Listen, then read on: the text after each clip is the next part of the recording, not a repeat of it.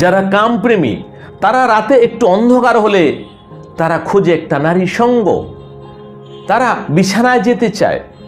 কিন্তু যারা জ্ঞানী, যারা কৃষ্ণপ্রেমী, তারা একটু নিরিবিলি জায়গা পেলে তারা সাক্ষাৎ করে ভগবান শ্রীকৃষ্ণের সাথে।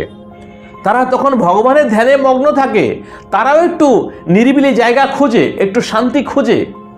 কিন্তু তারা কাম উপভোগের জন্য নয়, তারা তার প্রাণদাতা ভগবান শ্রীকৃষ্ণের প্রেমের জন্য, ভগবানের সাথে একটু মন লাগানোর জন্য, একটু ধ্যান লাগানোর জন্য, ভগবানের দিকে ভগবানের দৃষ্টি একটু আকর্ষণ করার জন্য।